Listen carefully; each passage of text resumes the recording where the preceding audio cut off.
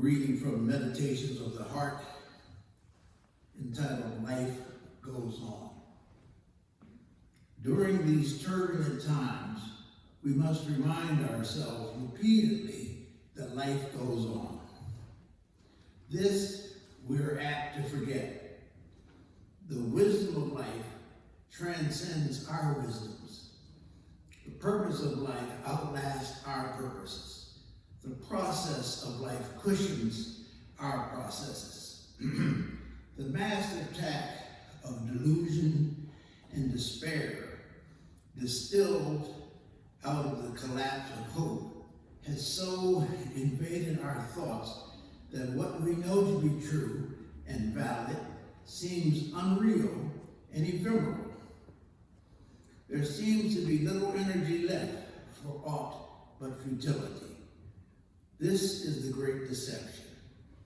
By it, whole peoples have gone down to oblivion without the will to affirm the great and permanent strength of the clean and the commonplace. Let us not be deceived.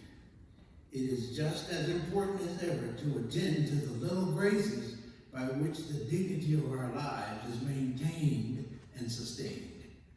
Birds still sing, the stars continue to cast their gentle gleam over the desolation of the battlefields, and the heart is still inspired by the kind word and generous deed.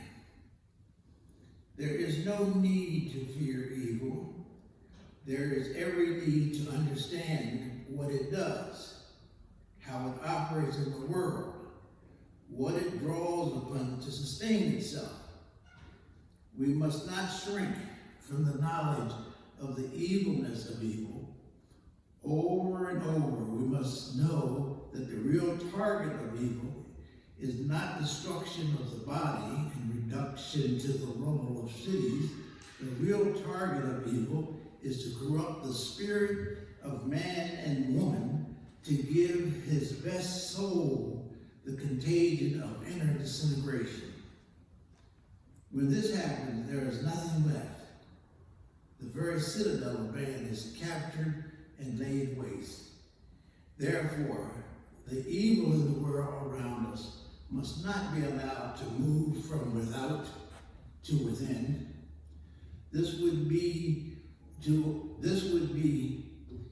overcome by evil, to drink in the beauty that is within each, to clothe one's life with simple deeds of kindness, to keep alive a sensitiveness to the movement of the Spirit of God in the quietness of the human heart and in the workings of the human mind.